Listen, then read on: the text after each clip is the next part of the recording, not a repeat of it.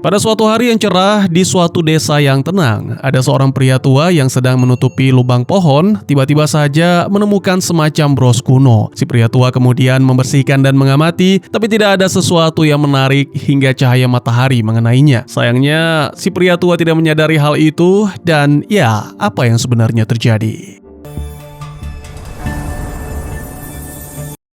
Adegan berpindah ke Moskow, Rusia, tepatnya di salah satu sekolah. Seorang bocah bernama Timur memberikan wejangan-wejangan kepada siswa lain. Dia mengatakan bahwa hidup di Moskow harus lihai atau kita yang bakal dilihain orang. Padahal niatnya ingin menjual barang. Jadi agar lebih lihai dan cerdas, seorang siswa bernama Alex dirayu untuk membeli mainan puzzle. Itu baru salah satu dari sekian banyak siswa yang ditawarkan mainan edukasi. Sampai akhirnya Timur dipergoki oleh para guru.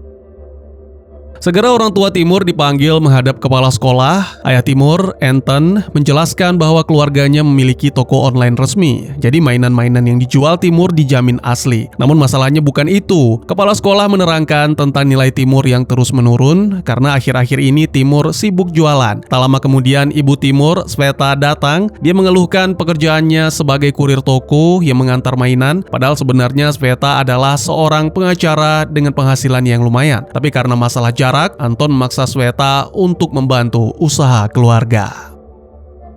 Kepala sekolah yakin sikap Timur dipengaruhi oleh suasana di rumah dan pernyataan tersebut segera ditanggapi oleh Sveta sebagai saran cerai. Kepala sekolah buru-buru memperbaiki keadaan dengan menyarankan keluarga itu liburan. Itu membuat Anton mendapatkan ide untuk mengajak keluarganya menemui sang ayah yang sebentar lagi berulang tahun.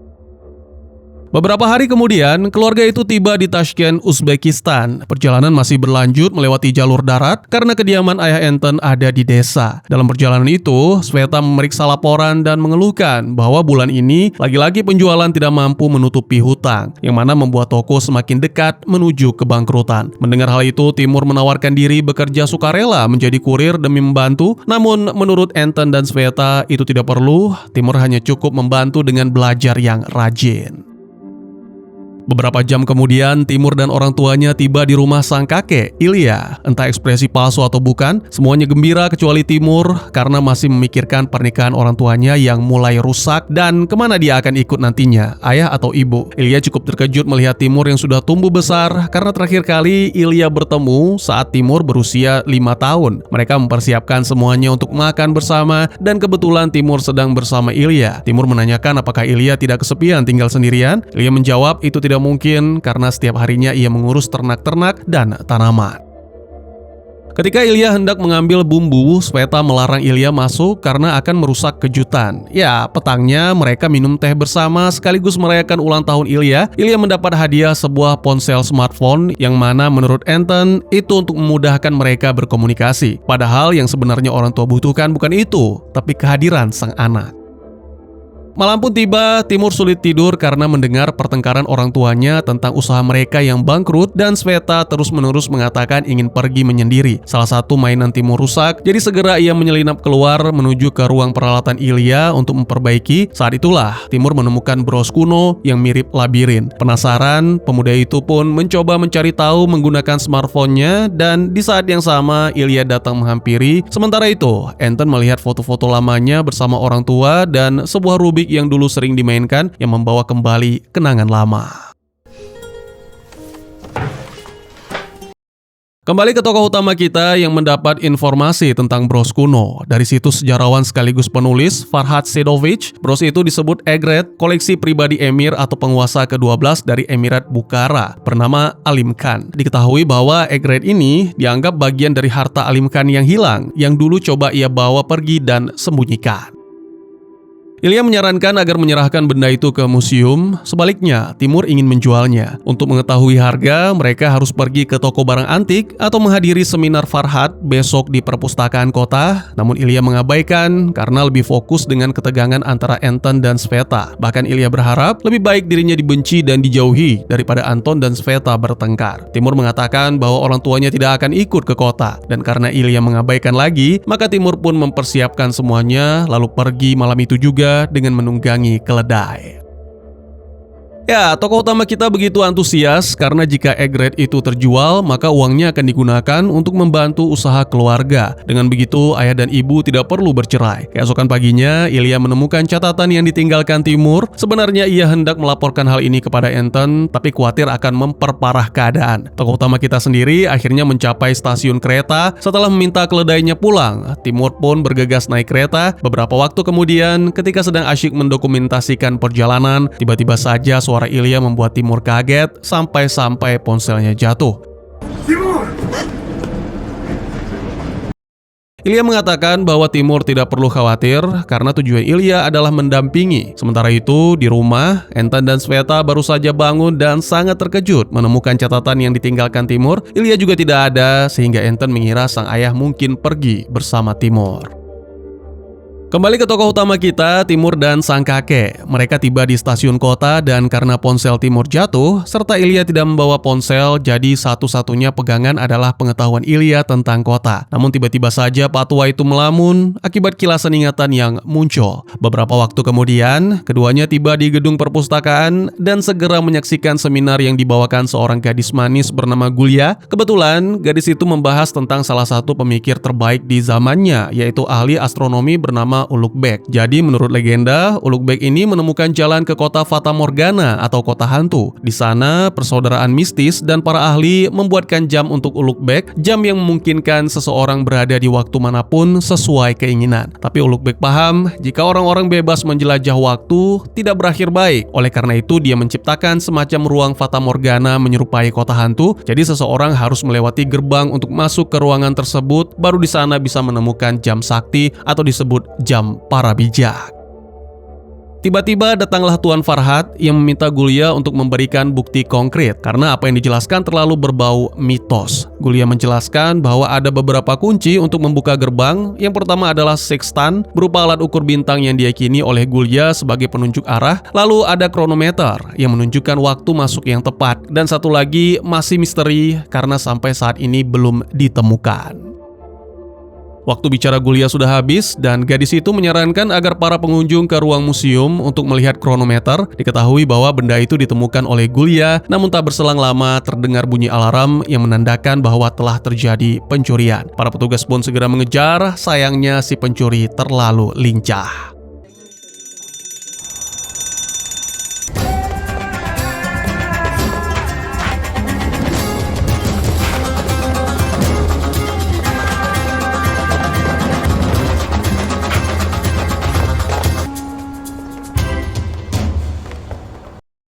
Kembali ke tokoh utama kita yang masuk antrian untuk mendapatkan tanda tangan. Saat berhadapan langsung, Timur memperlihatkan Egret kepada Farhad untuk mengetahui harga jualnya. Farhad tidak yakin bahwa itu asli, sehingga butuh waktu sebulan untuk memeriksa, lalu dia memberikan perkiraan harganya.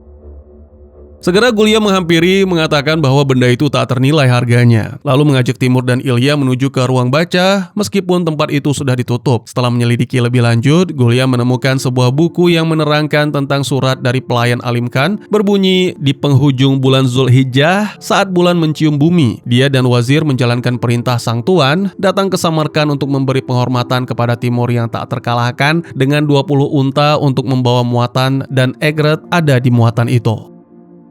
Sementara itu, ditampilkan Anton dan Sveta. Anton asyik menyelesaikan Rubik, sementara Sveta mulai merasa kesal dan berjanji akan berbicara serius dengan Ilya ketika pulang nanti. Kembali ke kelompok jagoan kita, Gulya menjelaskan bahwa Zulhijjah yang dimaksud sekitar tahun 1920 Masehi, bulan September, tepat sebelum Alim Khan meninggalkan Buraka. Menurut Ilya, Alim Khan melarikan diri dari Red Army karena terjadi revolusi. Gulya melanjutkan, pada saat itu Alim Khan mengirimkan karavan ke Samarkand bersama wazir. Jadi surat ini secara tidak langsung membuktikan bahwa harta Alim Khan yang hilang itu benar-benar ada. Tiba-tiba saja lampu padam dan ketika menyalakan senter mereka menyadari kemunculan orang keempat yang merupakan si pencuri membuat Gulya menjerit ketakutan. Saat lampu menyala, si pencuri sudah tidak ada. Lalu petugas pustaka muncul dan mengomeli Gulya, sementara Ilya berpura-pura berterima kasih atas cerita yang menarik, lalu segera membawa Timur kabur. Adegan kemudian menampilkan Timur dan Ilya makan bersama di sebuah warung yang menjadi favorit Anton ketika masih kecil. Berkali-kali Timur mengungkapkan bahwa seharusnya mereka mengajak Gulya dan pergi ke Samarkand. Ilya mengetahui tujuan Timur adalah harta, tapi menurut janji pada pesan, Timur akan kembali sore hari. Tak ingin membuat sang cucu murung, Ilya meminjam ponsel pemilik warung untuk mengabari. Sayangnya tak ada yang mengangkat dan Timur pun tidak mengingat nomor ponsel orang tuanya. Lantas bagaimana dengan Samarkand? Sore harinya, Anton dan Sweta tiba di stasiun dengan maksud menjemput Timur dan Ilya. Namun sampai dengan kereta terakhir, sama sekali tidak ada tanda-tanda. Karena Sweta terus mengomel, maka Anton pun memutuskan untuk menjemput Timur dan Ilya di kota, kembali ke tokoh utama kita dan sang kakek yang berada di dalam kereta, tapi tujuannya bukan ke desa, melainkan ke Samarkand. Tiba-tiba Gulya menghampiri, mengatakan bahwa Timur dan Ilya dalam bahaya. Tanpa basa-basi, Ilya menanyakan tentang orang tua Gulya dan apakah tidak berbahaya seorang gadis kemana-mana sendirian. Gulya menjelaskan bahwa orang tuanya juga sedang berpetualang mencari harta yang terkubur di ujung dunia, jadi bisa dibilang keluarga Gulya memang suka berpetualang. Sementara itu, ditampilkan sekitar 1 jam kemudian, Anton dan Sweta tiba di stasiun kota. Setelah mencari kesana kemari dan tak juga menemukan Timur dan Ilya, akhirnya mereka melapor ke polisi terdekat. Polisi pun mengakses rekaman kamera keamanan stasiun dan dalam rekaman itu terlihat Ilya dan Timur. Menurut polisi, jika pergi bersama anggota keluarga yang sudah dewasa tidak bisa dikatakan hilang, apalagi ini belum 24 jam. Jadi petugas pun menyarankan agar Anton dan Sweta mendinginkan kepala dengan menikmati makanan dan juga meninggalkan nomor yang bisa dihubungi. Kembali ke Timur yang sedang bernegosiasi dengan Gulya. Mereka sepakat bekerja sama. Timur akan mengambil harta, sedangkan Gulya akan mendapatkan hak paten atas penemuan tersebut. Mereka meresmikannya dengan minum teh bersama di gerbong makan, dan tanpa sadar si pencuri ternyata berada di sana mencuri dompet Timur dan Gulya. Jadi memang sejak awal pemuda pencuri ini terus mengikuti. Untungnya Egret masih aman karena dititipkan di tas Ilya. Petangnya mereka tiba di daerah Samarkand, tepatnya di sebuah tempat bersejarah, Museum atau Makam Emir Timur, tempat di mana karavan pembawa harta diantar untuk menghormati sang penguasa. Tapi di mana emasnya, ya tentu masih harus dicari lagi. Mereka ikut bergabung dengan kelompok tur, sementara Pak Tua Ilya melontarkan beberapa pertanyaan kepada tour guide. Gulya dan Timur melancarkan aksinya. Ada 9 batu dan 9 makam, dan salah satunya adalah makam Ulugh-Beg. Tapi sama sekali tidak ada petunjuk kemana Egret dimasukkan jika memang benda itu benar-benar kunci. Gulya meminta Egret itu untuk menyelidiki lebih jauh. Ketika Egret diletakkan pada makam sang ahli astronomi, tiba-tiba saja muncul cahaya. Sayangnya seorang petugas datang sehingga muda-mudi itu buru-buru memotretnya.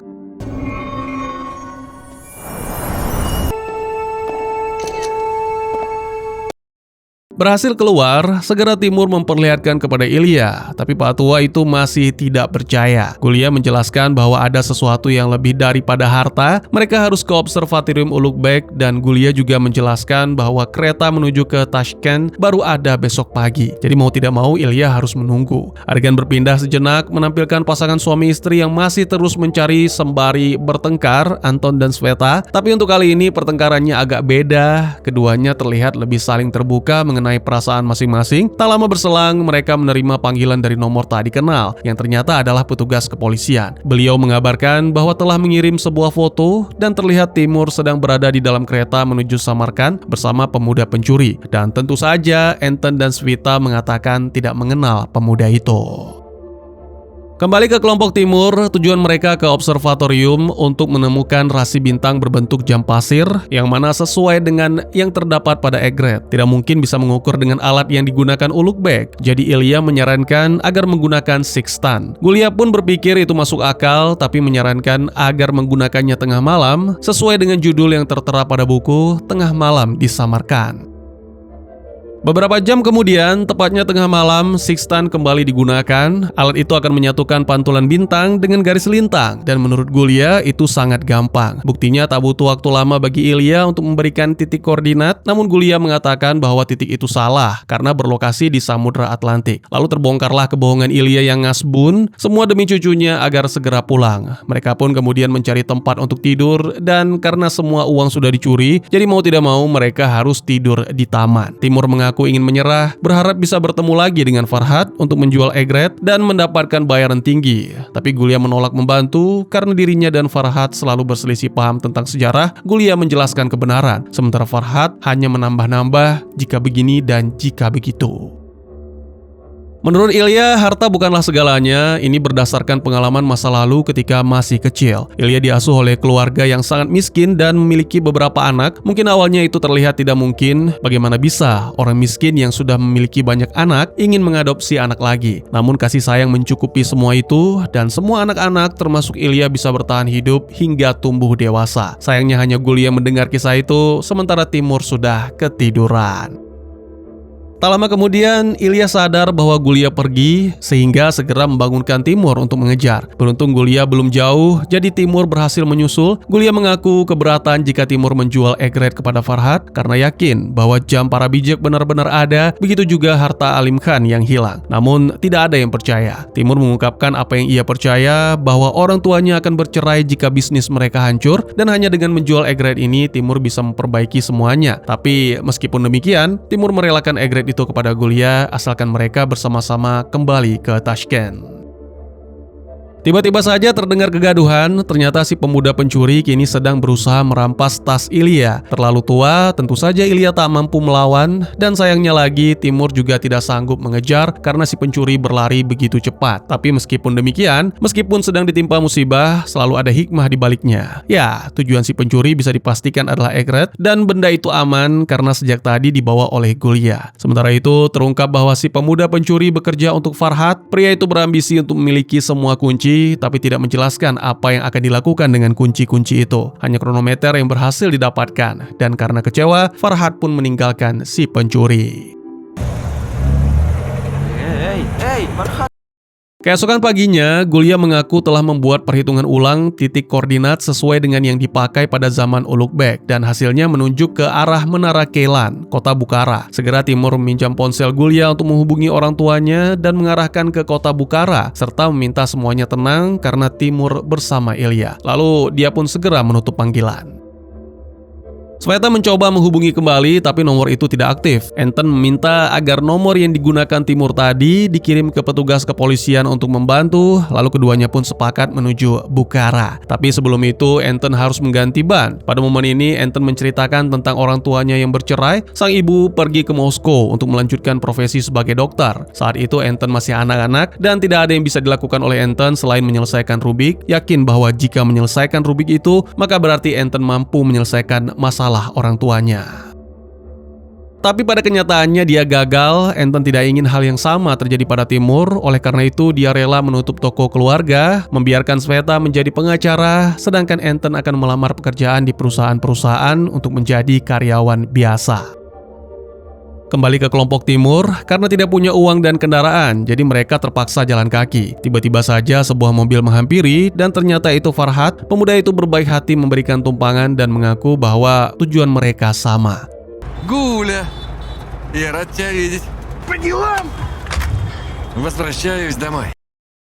Beberapa waktu kemudian, mobil Farhad mogok ketika berusaha memotong jalan, sementara Ilya memperbaiki. Para muda-mudi membicarakan tentang buku Farhad yang luar biasa, menceritakan tentang semua perkiraan yang terjadi sesuai dengan yang dikatakan Gulia. Tiba-tiba saja Gulia menemukan mainan yang diakui oleh Timur bahwa juga pernah memiliki mainan seperti itu. Merasa ketahuan, segera Farhad mengeluarkan pedang memaksa Gulia tetap ikut, sementara Timur diminta keluar dari mobil. Gulia mengira bahwa Farhad adalah Alim Khan. Tebakan tersebut salah. Farhad mengaku bahwa dirinya adalah wazir atau tangan kanannya Alim Khan. Ya, Farhad berasal dari masa lalu, dan Alim Khan lah yang mempercayakan padanya perjalanan waktu, sekaligus Farhad lah yang menyembunyikan harta di dekat jam para bijak. Tak punya pilihan, Gulia bersedia ikut, tapi secara diam-diam meninggalkan ponselnya ke Timur. Tak mau menyerah, Timur dan Ilya mencari jalur yang lebih cepat, serta tumpangan dari warga setempat. Beberapa waktu kemudian, tibalah mereka di Buraka dan segera menuju ke Menara Kalian, tanpa menyadari si pencuri masih terus mengikuti sejak tadi. Sementara itu, Gulia dan Farhad beristirahat sejenak. Pada momen ini, Farhad menjelaskan rencananya untuk membuka gerbang Fata Morgana untuk menuju ke jam para bijak, sementara tugas Gulia adalah menyerahkan egret dan menutup kembali gerbang agar tidak ada orang yang bisa menggunakan. Gulia pun dipaksa untuk menyerahkan Egret dan sebagai gantinya Farhad dengan senang hati menjelaskan tujuan yang intinya adalah mengubah masa lalu dengan cara menghancurkan semua musuh-musuh Bukhara. Jam pada kronometer bergerak lagi menandakan bahwa inilah waktunya untuk membuka portal. Kembali ke Timur dan Ilya, Timur naik ke menara setelah mengetahui lokasinya dari seorang tour guide. Dalam prosesnya pemuda itu menerima panggilan dari polisi. Timur diminta pulang, tapi pemuda itu menolak karena ada seseorang yang spesial yang harus diselamatkan.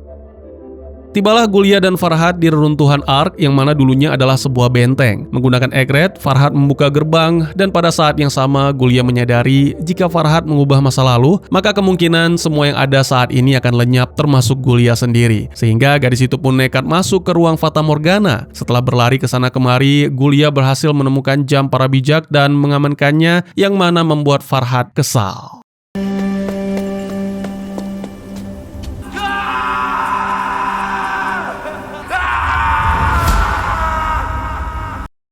Timur berhasil tiba di puncak menara setelah menaiki 106 anak tangga. Dari sana dia tidak melihat apapun sampai akhirnya menemukan sebatang pohon yang ditunjuk oleh bayangan menara. Pemuda itu pun segera turun dan bersama sang kakek ia menemukan sebuah tanda kuno pada lubang pohon dan segera menggunakan ponsel Gulia untuk mengidentifikasi yang mana mengarahkan mereka ke pengrajin bernama Abu Ali Surim.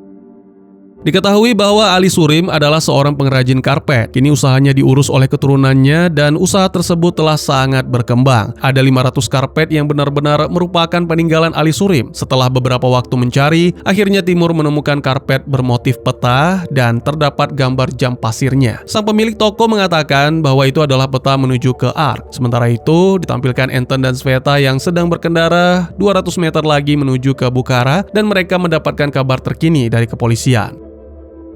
Kembali ke Timur dan sang kakek yang terus berlari, meskipun Ilya lelah karena faktor usia, Timur tetap sabar karena tak ingin meninggalkan sang kakek. Beberapa waktu kemudian, mereka akhirnya tiba di Ark dan tanpa ragu Timur memasuki gerbang ruang Fata Morgana. Bersamaan dengan itu, orang tua Timur dan polisi telah bertemu. Polisi melacak Timur melalui ponsel Gulia, namun karena Timur masuk ke dalam portal, sinyal itu pun hilang sehingga membuat orang tua Timur kembali cemas. Setelah Ilya menyusul masuk, datanglah si pencuri. Sebenarnya pemuda itu ingin masuk juga, bahkan sampai mengorbankan seekor kucing malang. Tapi karena ragu, jadi dia hanya mengambil Egret, tanpa menyadari bahwa efeknya adalah membuat portal tertutup. Dan di saat yang sama, para petugas tiba di benteng Ark. Ilya panik karena pintu keluar telah lenyap, namun Timur menenangkan, mengatakan yang terpenting adalah mereka harus menemukan Gulia terlebih dahulu. Gulia sendiri kini dalam kondisi terpojok dan sekarang jam para bijak ada di tangannya. Farhad menunjuk menara di mana ia menyimpan seluruh harta Alim Khan. Harta yang selama ini dicari-cari semua orang dan menjadi legenda. Farhad kemudian memaksa Gulia menyerahkan jam, namun begitu mengetahui Timur dan Ilya datang, segera gadis itu melemparkan jam tersebut dan segera ditangkap oleh Ilya dan keajaiban pun terjadi. Ya, Ilya seolah berpindah ke masa lalu, tapi tak ada seorang pun yang bisa mendengar dan melihatnya. Di sana, Ilya melihat istrinya, Lida, dan Anton yang berusia 9 tahun. Itu adalah momen penyesalan terbesarnya. Andai saja, Ilya datang dan mohon Lida agar tetap tinggal. Suara Timur menyadarkan Ilya yang nyaris saja mengaktifkan benda itu. Tak lama kemudian, Farhad datang mendekat sembari menyandera Gulia dan memaksa agar jam para bijak dikembalikan. Namun Gulia melarang Timur dan para jagoan kita pun sepakat untuk menghancurkan benda itu agar masa kini tidak lenyap. Tiba-tiba saja mereka masuk ke dimensi lain, dimensi yang selama ini disembunyikan oleh Alim Khan yang berisi tentang ilmu pengetahuan, mulai dari waktu, astronomi, kesehatan, dan lain-lain yang mana semua itu belum siap diterima oleh manusia di masa lalu. Merasa marah karena tak bisa lagi berpindah waktu, Farhad pun hendak menyerang Timur. Untungnya Ilya segera menahannya dan terjadilah pergulatan singkat sampai akhirnya semua orang ditarik kembali ke waktu masing-masing termasuk si kucing malang.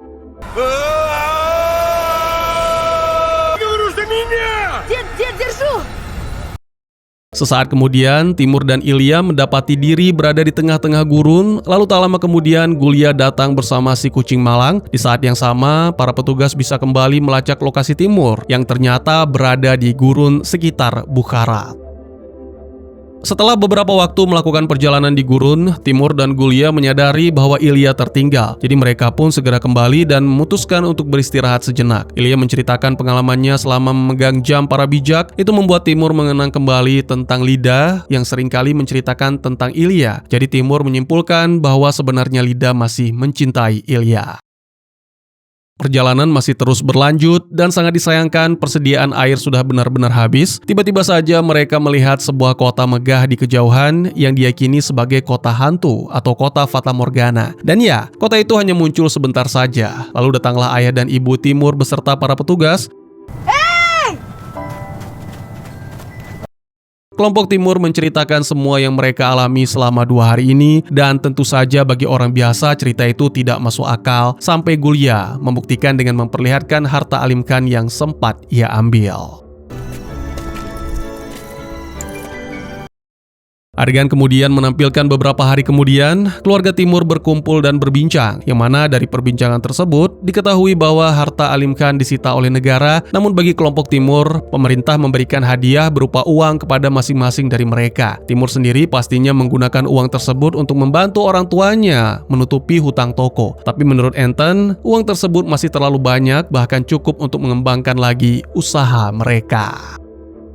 Sebenarnya hubungan orang tua Timur sudah membaik, tapi Anton ingin menantang Timur untuk menyelesaikan Rubik, sesuatu yang tak bisa diselesaikan oleh Anton dulu ketika masih kecil. Hanya dalam hitungan kurang dari 1 menit, Rubik tersebut dapat diselesaikan dan itu benar-benar menakjubkan. Film pun ditutup dengan menampilkan kedatangan Gulia. Gadis itu memperlihatkan sebuah buku kuno yang ditulis oleh Farhad, menandakan bahwa di masa lalu, Farhad menjadi seorang penulis yang menceritakan tentang masa depan. Sayangnya buku tersebut tidak begitu laku, bahkan orang-orang pada masa itu mengira Farhad gila. Tapi uniknya, dalam buku itu juga diceritakan tentang Timur dan Gulia. Timur memikirkan apa yang akan terjadi selanjutnya karena Egret yang merupakan kunci utama gerbang masih tidak diketahui keberadaannya.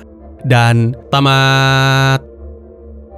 Di akhir film, semua petunjuk yang selama ini terlihat seperti sekedar permainan harta karun akhirnya berubah menjadi sesuatu yang lebih besar karena Timur mulai sadar bahwa Egret yang ia temukan sejak awal bukan cuma perhiasan kuno. Benda kecil itu ternyata semacam kunci penghubung ke rangkaian misteri Bukhara, tempatnya legenda peninggalan Said Mir Muhammad Alim Khan, emir terakhir dari Emirat Bukhara. Selama perjalanan, Timur dan Gulia memang terlihat seperti anak-anak yang kebetulan menemukan harta, tapi pelan-pelan film memperlihatkan bahwa mereka sedang dalam tanda kutip dipilih untuk menyentuh warisan masa lalu yang tidak semua orang bisa mengakses. Yang membuat endingnya menarik adalah cara film menegaskan bahwa harta karun itu bukan sekedar emas, melainkan sebuah dalam tanda kutip jalur kejadian yang sudah disiapkan oleh sejarah. Egret berperan seperti tanda yang mengarahkan mereka menuju benda lain yang jauh lebih penting, yaitu jam para bijak atau simbol pengaturan waktu yang selalu jadi inti pembicaraan Gulia. Saat Timur akhirnya sampai di tahap terakhir pencarian, ia tidak hanya menemukan bukti bahwa harta itu nyata, tetapi juga menemukan semacam pemahaman baru. Benda-benda peninggalan Alim Khan ini menyimpan cerita, bukan cuma nilai jual. Karena itulah keputusan Timur menjadi titik akhir sebenarnya dari film ini. Apakah ia akan menjual semuanya dan selesai, atau dia memilih melakukan hal yang benar? Lalu film menggeser fokusnya ke konflik yang paling realistis. Setelah petualangan sejauh itu, Timur dan keluarganya tidak mungkin bebas membawa artefak besar begitu saja. Endingnya menampilkan bahwa harta Alim Khan akhirnya disita oleh negara karena itu termasuk benda bersejarah dan bukan milik pribadi yang boleh diperjualbelikan sembarangan. Dan disinilah film memberi twist yang cukup adem buat genre family adventure. Timur memang tidak menjadi kaya raya dengan menyimpan harta itu, tetapi pemerintah justru memberi hadiah resmi pada Timur dan orang-orang yang terlibat sebagai bentuk apresiasi dan pengakuan bahwa mereka telah menemukan sesuatu yang berharga untuk sejarah.